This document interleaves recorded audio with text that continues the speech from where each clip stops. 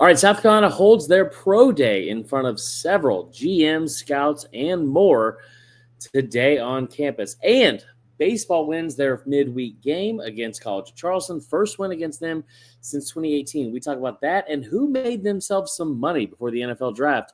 Locked on Gamecocks starts right now.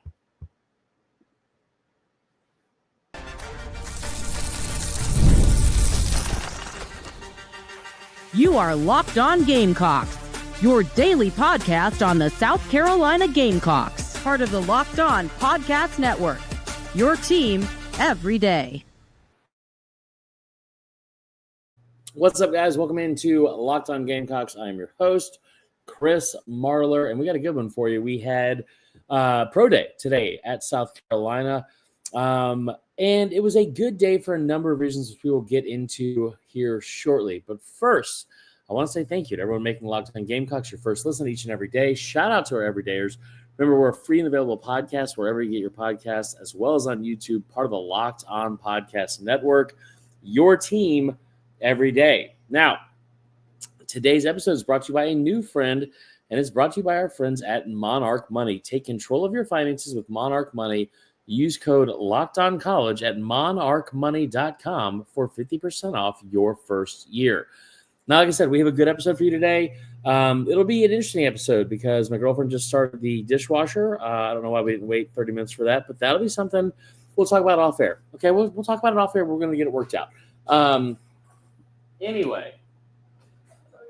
No, it's fine. Actually, yes, it'd be great. So here's the deal. Fun start to the show.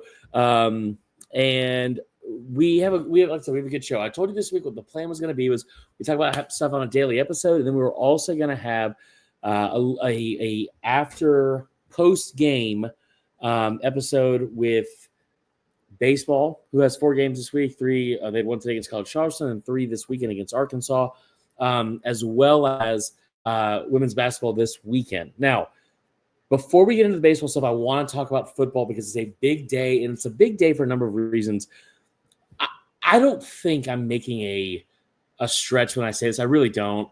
I know that the point of this show sometimes is to kind of appease or appeal to South Carolina fans. Obviously, it's Locked On Gamecocks. I don't feel like I'm being a homer when I say this. I really don't. I just don't.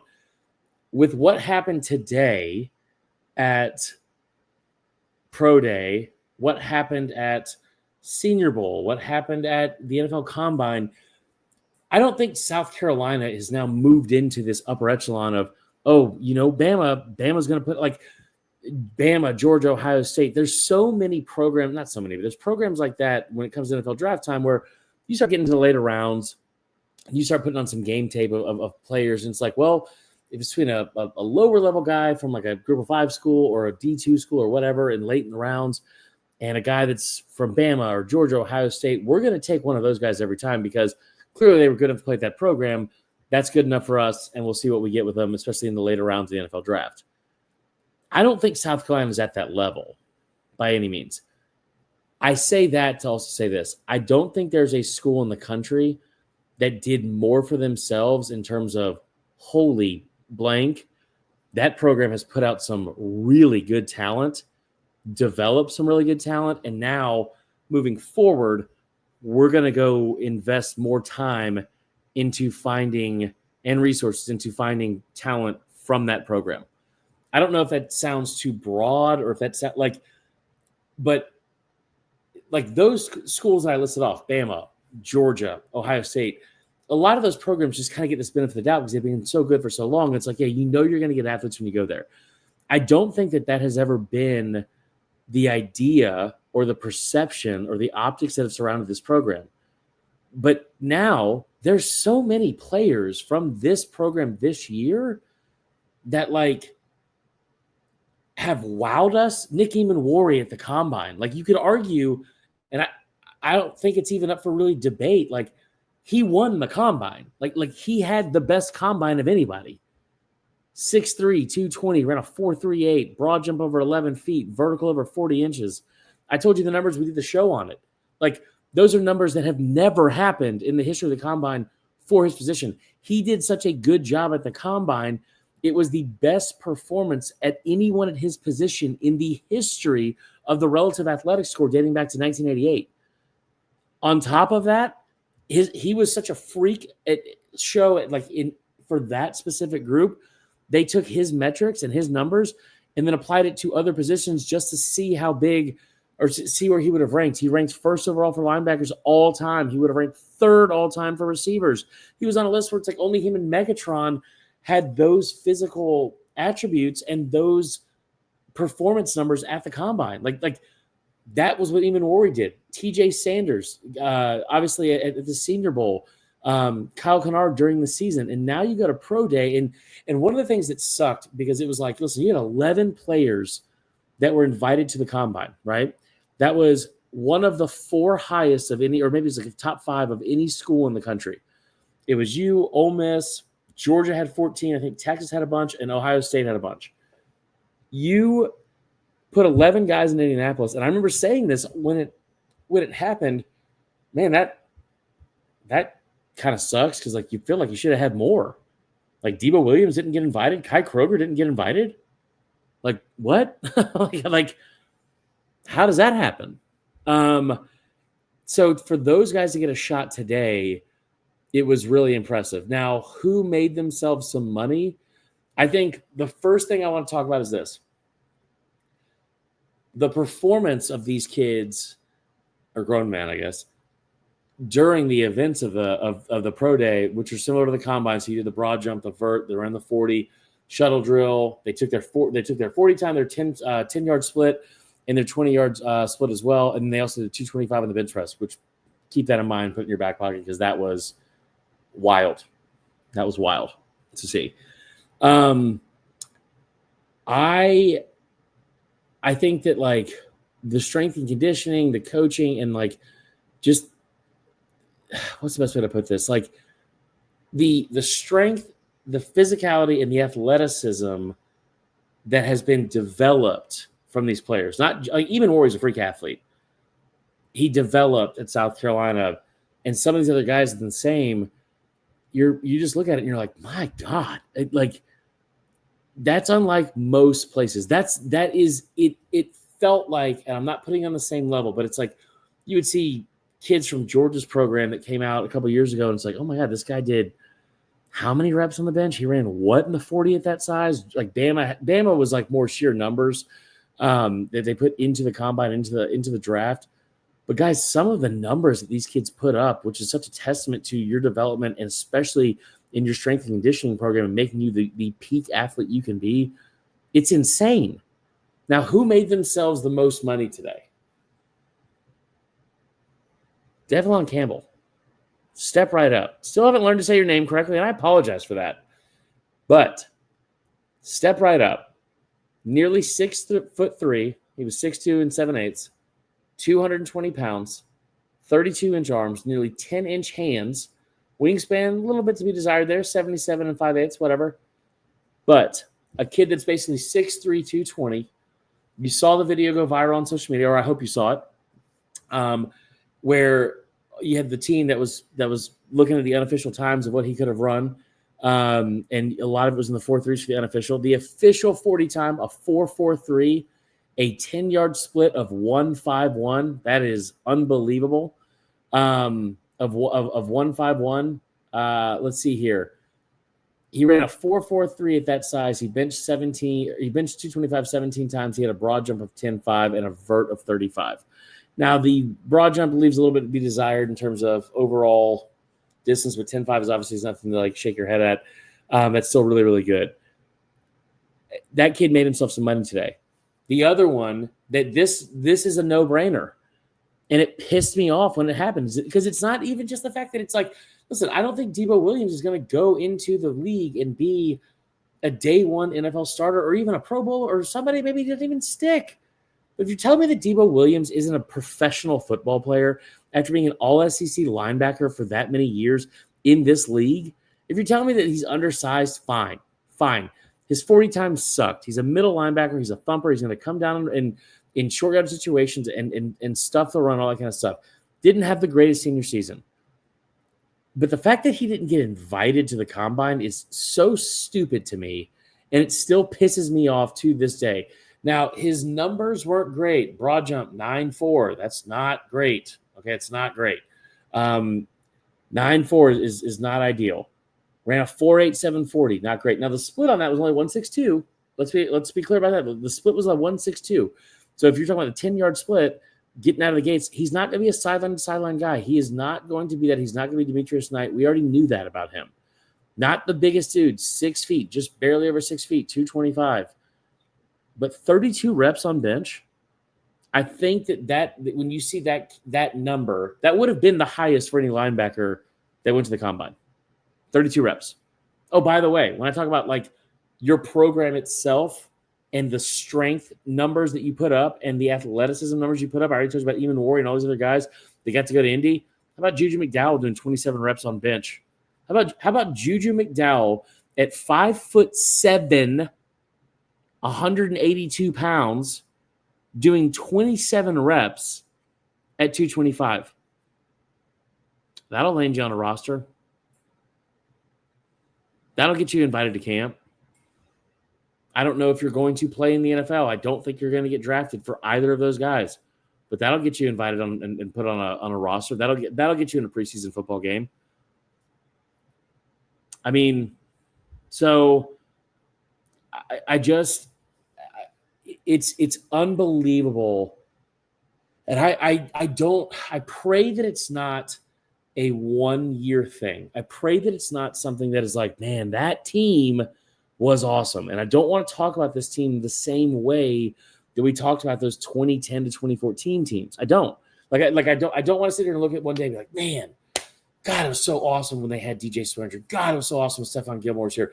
Man, it was so much fun when the Connor Shaw years and obviously the Jadeveon Clowney and how great was Lattimore when he was healthy and Alshon Jeffrey and all, like, it just, I don't want to look at this team and be like, man, that 9-4 2024 South Carolina team was so much fun, because I really do firmly believe that they have turned the corner as a program. But this type of stuff, and while it's not what necessarily gets you drafted all the time, and it's not necessarily what like makes you a great team or a great player just because you're good at the Underwear Olympics, it is a testament to how, excuse my almost language, effing good this staff has been. That is unbelievable. Unbelievable to look at that. So we will talk about that and continue on with that a little bit here. Before we do, we're going to talk about some of our friends as soon as we come back from break and get into the baseball series. And listen, I said this the other day, I think that 3 wins over the next 8 games in 2 weeks is what puts you in a position to be in a great spot down the road, not only for postseason play and going to Hoover, not only for the standings in the SEC and positioning yourself in to be in the top half there, but also in potentially hosting a regional at the end of the season. We talk about all that and more. Locked On Gamecocks continues next.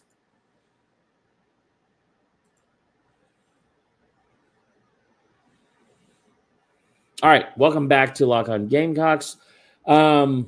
I really just can't get over these numbers, and I've always been like a nerd about stuff like this. I'll go through some more of them here in a second. Before we do, I want to tell you about our friends at Upwork. Okay, now scaling your business requires the right expertise at the right time. We all know that. Right? But it means with Upwork, you can find specialized freelancers in marketing, development, design, and more. Experts ready to help you take your business to the next level. Maybe it's somebody that helped out, like our friend, a friend of the program. We had our favorite producer, our live producer with Allie. Maybe it's something else. Maybe it's something you're looking for to take your business to the next level. Well, Upwork can help you do just that. Upwork gives businesses flexibility by connecting them with top freelance talent across multiple industries, including IT, AI, web development, and marketing. Whether you need extra hands for a project or a long-term partner, Upwork makes hiring simple and affordable. Now, if you need help with a marketing campaign, Upwork can connect you with a freelance expert who delivered incredible results. Also, fast and easy hiring is an essential piece of what Upwork does. Posting a job is free and simple, and within a day, Multiple qualified candidates will be available to choose from for you. Visit Upwork.com right now and post your job for free. That's UPWORK.com, Upwork.com, to connect with top talent and grow your business today. All right. Also, want to give a quick shout out to our friends at Fabric. That's right. Fabric, Fabric. Life moves fast, okay? Especially when you have a family. One day you're watching your kids take their first steps, and before you know it, they're off to college. That's why securing their future is so important. Fabric by Gerber Life makes it simple to get term life insurance that fits your family's needs. With Fabric, you can apply for term life insurance online right from your couch. You could be covered within 10 minutes, and in many cases, no health exam is even required.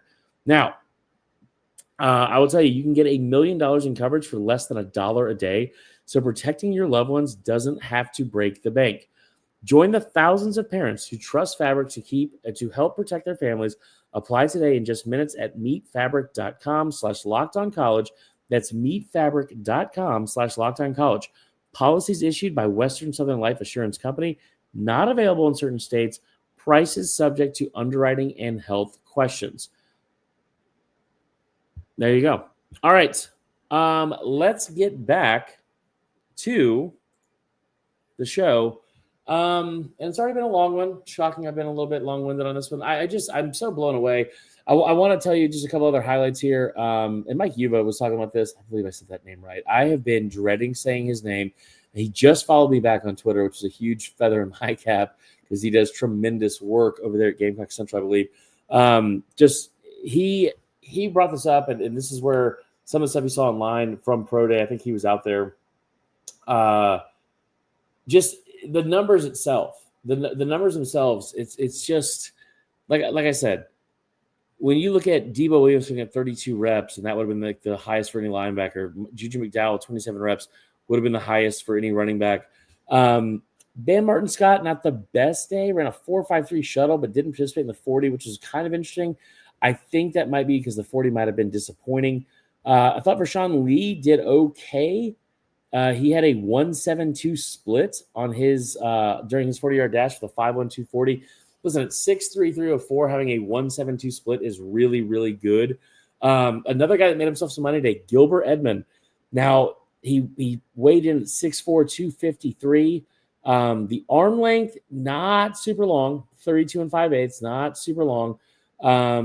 But 34 inches on his vertical jump and a 10.8 broad jump. That is huge. Had 22 reps on the bench. I think he was probably the guy besides Dalevon Campbell that made themselves a lot of money today. That's a guy that really, he was in the shadow of Kyle Kennard, but everyone was in the shadow of Kyle Kennard this year, not just on this team, but also in the entire country. Kamar Bell, not great from an athletic standpoint. One of the lowest vertical jumps we've seen, and also only 8 feet on the broad jump. He had 25 inches on the vert, but he did have 31 reps at 225. That's a tough day, if we're being honest. I will tell you another one real quick too. Alex Huntley did 22 reps. Jules did 25. Those are great. Vershawn Leas did 28. Torricelli Simpkins at 18. That's not outstanding. Oh, moving away from the bench press, because the bench press and the 40 are the ones that stand out the most clearly.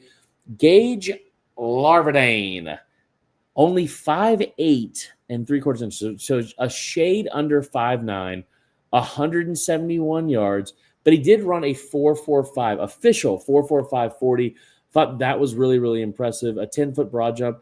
Not a super big physical guy, but a speedster nonetheless. I think that'll be somebody that is able to work his way into a camp. I was very, very surprised that he only weighed 171 pounds.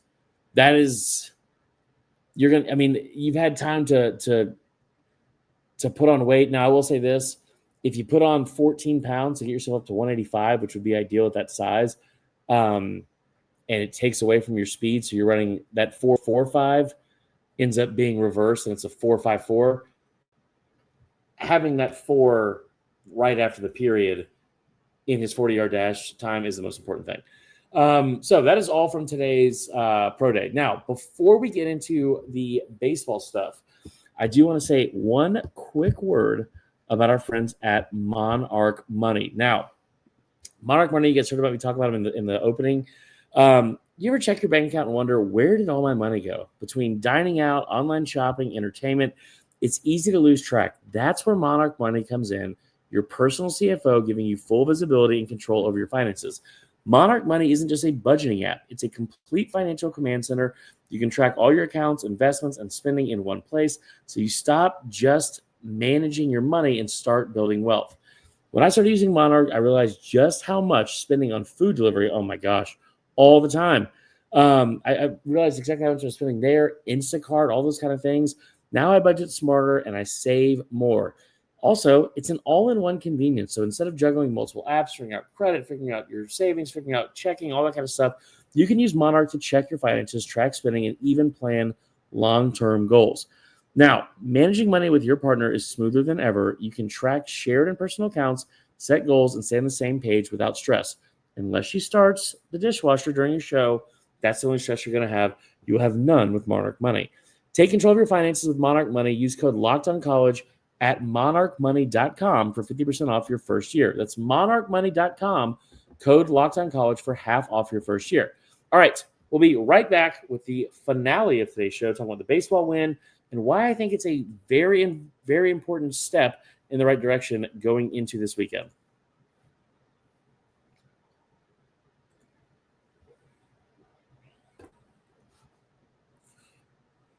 All right, let's get into it. Big win tonight. South Carolina beats College of Charleston. First time that they had beaten them since 2018. I think it might have been the last time I played them, though. Weird to me that they don't play more. I thought that was very surprising. Now, they played this over where the Fireflies play, and it was I thought, a really good win for a number of reasons. Now, coming off of this weekend, we talked about how the pitching needed to be better, especially in the bullpen. The bullpen, you had a chance to win that series against Oklahoma, taking a 2-run lead into the ninth inning on the final game on Sunday, or in the final game on Sunday, and you lose in extra innings by 1. I hate crap like that. I almost said a bad word. I just shut the door and move on.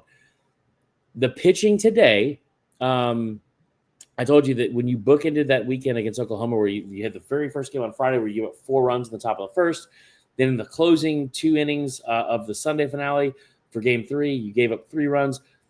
Obviously, that needed to be better, and it was. Evans gets the start. He goes 6 innings. He only gave up 5 hits and 1 earned run. It came in the second inning, struck out 5.